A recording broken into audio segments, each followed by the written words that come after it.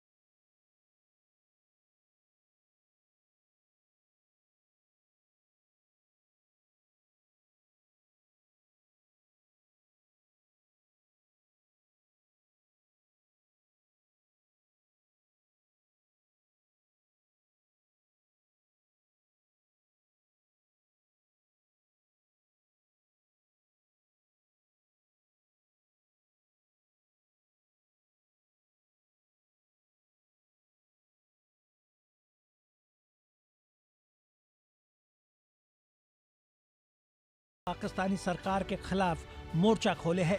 गौरतलब है कि पिछले कुछ महीनों से बीएलए ने अपना एक्शन तेज किया है।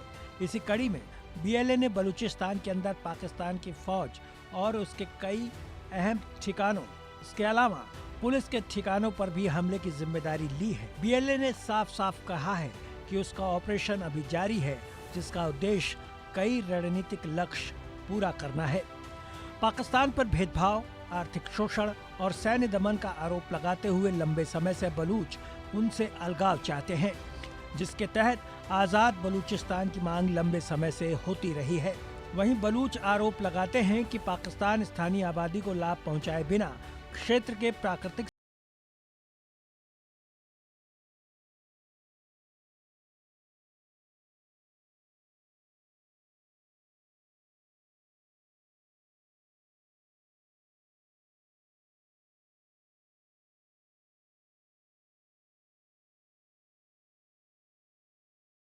दमन की नीति अपना रही है। लेकिन बलूच लड़ाके अपनी जमीन की हिफाजत के लिए जान देने को तैयार हैं।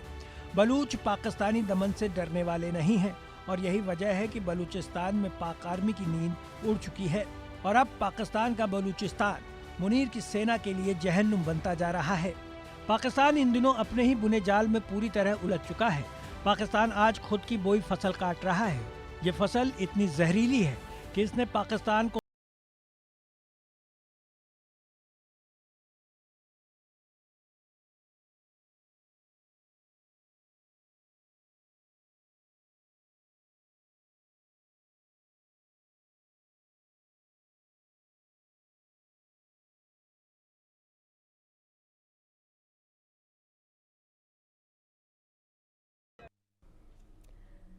तो देखिए, अब जो हालात हैं वो किसी से छुपे हैं नहीं। आखिरकार बलूचिस्तान इस तरीके से क्यों जल रहा है, दशकों से जल रहा है, ये नया नहीं है जो कुछ भी आप देख रहे हैं, सुन रहे हैं बलूचिस्तान के लिए। और ऐसे में आखिरकार ये आग इतनी ज्यादा क्यों सुलगी हुई है, बातचीत करने के लिए हमारे साथ मेजर जनरल रिटायर्ड अनुज माथुर जी जुड़ गए हैं, डिफेंस एक्सपर्ट हैं। गुड इवनिंग सर, बहुत स्वागत है आपका इंडिया न्यूज में। और साथ ही साथ अहमद मस्ती खान एक्टिविस्ट भी हमारे साथ जुड़ गए बलूचिस्तान के ही। बहुत शुक्रिया और बहुत स्वागत है आपका इंडिया न्यूज में। सबसे पहला सवाल सर मेरा आप ही से है माथुर सर, क्योंकि कहीं ना कहीं जो स्थिति दिख रही है, ये जो पूरा पाकिस्तान का जख्म हरा है और बलूचिस्तान में जो आजादी की जंग है वो अब खूनी मोड़ लेती हुई नजर आ रही है। पिछले कुछ समय से अगर हम सिर्फ देखें तो बहुत लोगों की जान जा रही है। कुल मिलाकर क्या सिचुएशन है सर, क्या बताने की कोशिश है, बलूच क्या बता रहे हैं? जय हिंद खुशबू। देखिए, बलोच क्या बता रहे हैं वो आज की बात नहीं है। बलोच जो बताना चाह रहे हैं वो उन्होंने 1947 में बता दिया था और उन्होंने 1947 में खुशबू ये बात बिल्कुल साफ तौर पे बता दी थी कि बलोचिस्तान पाकिस्तान का हिस्सा नहीं है। आपने इस पर जबरन कब्जा किया है और जब तक वो जबरन कब्जा खाली नहीं होगा, बलोचिस्तान, बलोच के लोग पाकिस्तान को याद दिलाते रहेंगे। पहली बात।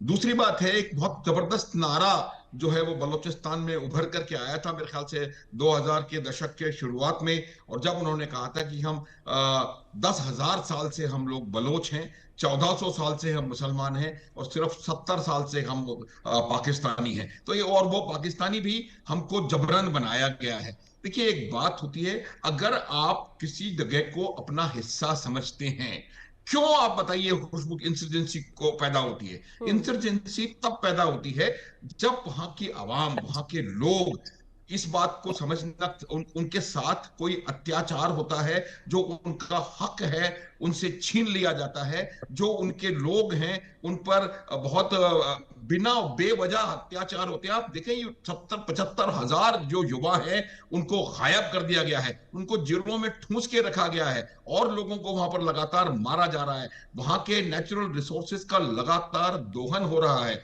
उन नेचुरल रिसोर्सेज को वहां से एक्सट्रैक्ट करके पाकिस्तान के पंजाब में, पाकिस्तान की समस्या खुशबू मेरे हिसाब से सबसे बड़ी यह है कि पाकिस्तान का पंजाब, जी। पंजाबी सुन्नी मुसलमान डोमिनेटेड कंट्री है। पाकिस्तान की सेना में 75 से 80% पंजाबी मुसलमान, सुन्नी मुसलमान हैं, और उसके हर और सर एक शायद यही सरकारी तो वजह महकमे है में। ना, यही हाँ, वजह है जो बात आप कह रहे हैं सर। यहाँ पे मैं थोड़ा सा टोक रही आपको, यही वजह है हाँ, कि जितने भी रिसोर्सेस हैं यहाँ के भी, जो बलूचिस्तान के, वो वहां पर दिए जा रहे हैं, और इसीलिए बलूच जो है वो और ज्यादा गरीब हो रहे हैं, और ज्यादा उनको दिक्कतें हो रही है। और ये जो पूरा एक तरह से जो मिशन अब इन्होंने लिया है, वो इसीलिए लिया है क्योंकि हर चीज का अंत तो सर होगा ना कहीं, जो अन्याय है उसके खिलाफ आवाज तो उठेगी।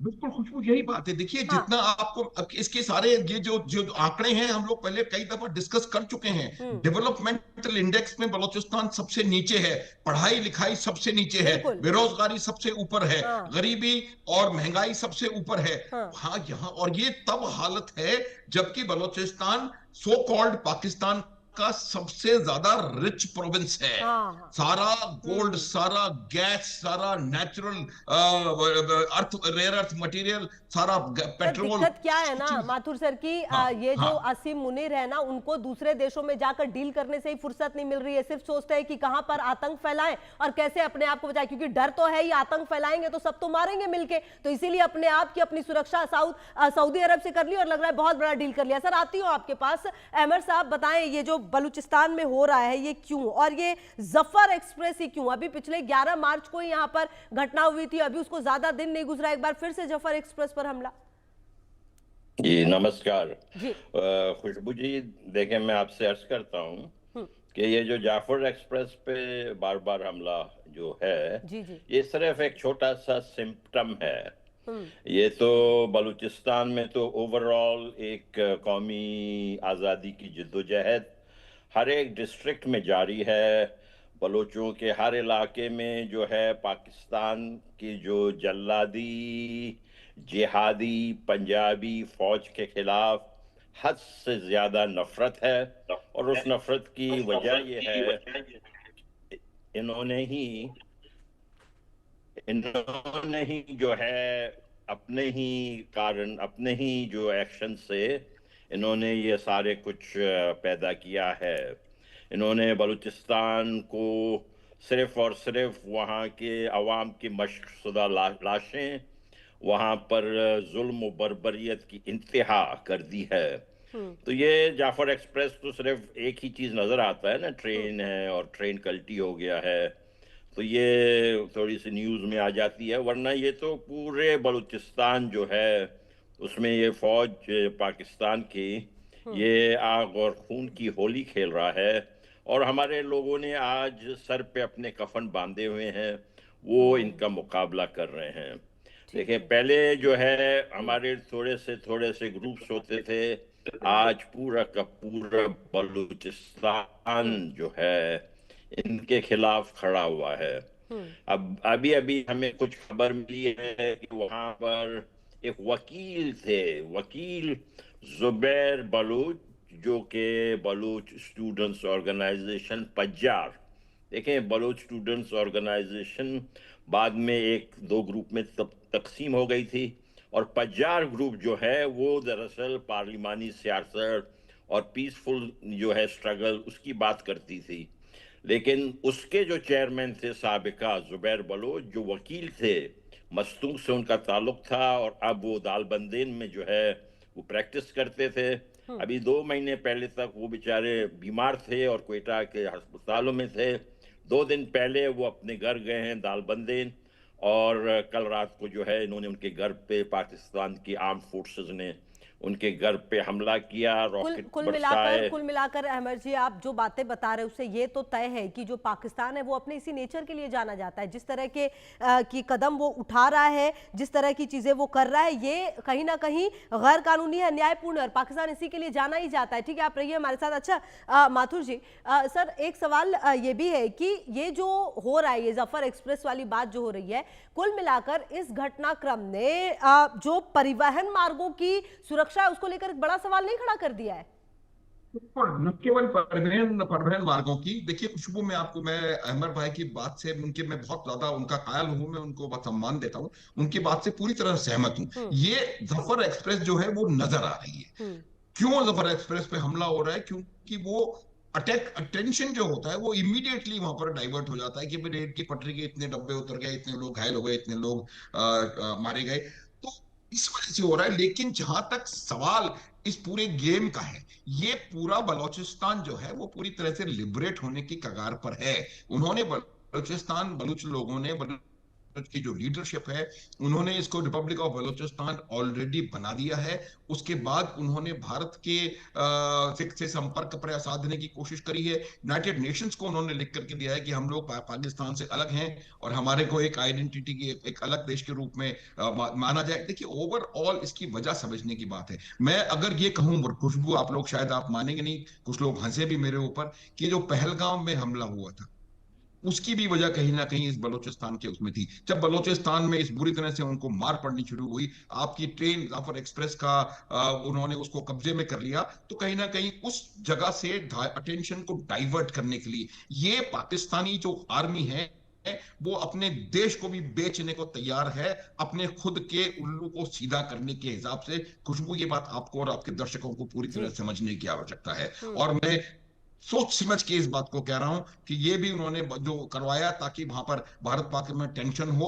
और यहां से थोड़ा सा टेंशन जो है वो डाइवर्ट कर सकें वो। ये एक बहुत जेन्युइन मूवमेंट है। एक मिनट और, एक मिनट और ये जेन्युइन मूवमेंट, और इसकी मैं आपको वजह आपको बता सकता हूं कि ये इवेंचुअली अलग होकर के, अलग होने के बिल्कुल निश्चित रूप से होगा। अब प्रश्न सिर्फ इसी बात का है कि अगर इसी जगह को इन्होंने सन 47 से लेके आज तक बराबरी का दर्जा दिया होता, अभी आपको देखने का अभी टाइम आएगा, हमारे रहते हुए हम करेंगे आपके चैनल पे इसी बात पे डिबेट। ये खैबर पख्तूनख्वा में हो रहा है, गिलगित बाल्टिस्तान में होगा, पीओजेके में होगा और सिंध में होगा। उसकी पूरी हर चीज की वजह पाकिस्तान और पाकिस्तानी पंजाबी सुन्नी डोमिनेटेड आर्मी है। ये पाकिस्तान ऐसा देश है जहां पर 4 तो डायरेक्ट मिलिट्री रूल के बाउट्स आ चुके हैं, याह्या खान, अयूब खान, जियाउल हक और परवेज मुशर्रफ। उसके अलावा हमेशा से ड्राइवर सीट में आर्मी रही है। आज भी शहबाज शरीफ बाद में बुलाए जाते हैं, असीम मुनीर पहले बुलाए जाते हैं, के साथ होता है। सारी दुनिया जानती है कि पाकिस्तान में who is calling the shots. जो परसिक्यूशन है, जो रॉन्ग उन्होंने बलोचिस्तान के साथ किया है, ये बहुत गहरी चीज है। इतने 70-75 जवान लोगों को वहां से गायब कर देंगे, उनको जीरो में ठूंसा हुआ है, और हर दूसरे चौथे पांचवें दिन उनमें से 10-15 को वो कत्ल करके और बाद में एनकाउंटर दिखा के कहते हैं कि हमने इतने टेररिस्ट मार दिए। इससे ज्यादा गलत और इससे ज्यादा अमानवीय मेरे हिसाब से आप सही कह रहे हैं अनुज जी, क्योंकि जो दमनकारी नीतियां पाकिस्तान अपनाता है वो दुनिया में किसी से छुपी नहीं है। अच्छा, आपने ये बात जो कही ये बहुत महत्वपूर्ण है कि अगर पहलगाम में जो हुआ है तो उसके पीछे भी ये तमाम चीजें, क्योंकि पाकिस्तान जानता है कि अपने अंदर अगर कुछ हो रहा है तो उसको छुपाने के लिए बेहतर है कि कुछ इस तरह की घटना को अंजाम दे दो कि हम पर से ये इन चीजों से ध्यान हट जाए। शायद यही वजह है कि वो इस तरह की घटना को अंजाम देता है। अच्छा अमर जी, जिस तरह की स्थिति फिलहाल बलूचिस्तान में है, जो कुछ भी बलूचिस्तान ने दशक दर दशक सहा है, अब वो वक्त आ गया है शायद कि पूरा जो बलोच है वो एक नजर आता है, और कम से कम अब की स्थिति में कई जगहों पर तो ऐसा भी नजर आ रहा है, कई चौकियों पर जो बलूचिस्तान के लोग हैं उनके झंडे नजर आते हैं, कई जगहों पर जो पाकिस्तानी आर्मी है उनको खदेड़ा जा रहा है। तो कुल मिलाकर बिल्कुल एकजुट नजर आता हुआ है पूरा ये बलोच और पूरा बलूचिस्तान अपनी आजादी के लिए? देखें, आपको शुक्रिया, आपने ये सवाल किया। हर कौम के तरह हमारे यहाँ भी लोगों में अलग अलग ख्याल तो होते हैं ना जी, लेकिन असल बात ये है कि इनकी जुल्म और बर्बरियत ने हम सबको एक पेज पे ले आए हैं। मैं अभी आपसे अर्ज कर रहा था, जो जुबैर बलोच जो नेशनल पार्टी से हैं, जो पार्लिमानी सियासत करते हैं, उनके लीडर को इन्होंने जाके घर पे हमला करके मारा है। हाँ। ये इस बात से साफ जाहिर हो रहा है कि ये किसी को नहीं बख्श रहे हैं। अगर कोई बलोच है, उसका कसूर ही सिर्फ ये है कि वो बलोच है और ये उसको मार रहे हैं। आज वक्त यहाँ पर आ चुका है हमारे अवाम के लिए, चाहे वो मर्द हो, औरत हो, बच्चे हो, बूढ़े हो, इसके अलावा और कोई रास्ता नहीं बचा है कि वो हथियार उठाएं और अपनी जानों का दिफा करें। हमसे ये गिला किया जाता है कि हम क्यों इनके ये ट्रेन को बार बार कल्टी कर रहे हैं। हम तो बिल्कुल इनको अपने इलाके में नहीं घुसने देंगे। ये हमारे इलाके में आके लूट खसूट करते हैं। हमारे 30 लाख बच्चे, 3 मिलियन बच्चे स्कूल से महरूम हैं बलूच। हमारे मुस्तकबिल के साथ ये खेल रहे हैं। ये आसिम मुनीर, ये अपना जो कमीज जो 5 सितारों वाला, जिनको मरियम नवाज शरीफ ने इनको दिया है, ये कमीज पहन के ये कभी चाइना पहुंचते हैं, कभी कतर पहुंचते हैं, कभी सऊदीया पहुंचते हैं। कल के दिन ये यहाँ आ गए हैं और ट्रंप साहब से दोबारा मुलाकात कर रहे हैं। वजीर आजम जो इनका है, इनको तो उन्होंने अर्दली बनाया हुआ है फौज का, और वो उसको तो अकेले किसी से मिलने भी नहीं छोड़ रहा है। हालांकि इसके अभी 65 दिन रह गए हैं। ऑफिशियली इसको जाने की तैयारी करनी चाहिए। ये यहाँ इन्होंने देखे, इसके जहन में ये है कि मजीद 5 साल पाकिस्तान के सफेद स्याह का मालिक होगा। अगर ये हो गया, और मुझे यकीन है कि जो शहबाज शरीफ के बड़े भाई हैं, जिसके पास में असल पाकिस्तान मुस्लिम लीग के वही लीडर हैं, वो इनको नहीं होने देंगे। अगर ये आ गए, ये पूरे पाकिस्तान के लिए ये बहुत खराब न्यूज होगा, खित्ते के लिए खराब होगा। हम तो देखें इनसे लड़ेंगे, हमने तो फैसला किया हुआ है। आज हमारे पास और लड़ने के अलावा और कोई रास्ता नहीं है। शायद यही वजह है अमर जी की ये स्थिति अभी फिलहाल नजर आ रही है। हम उम्मीद यही करेंगे कि जो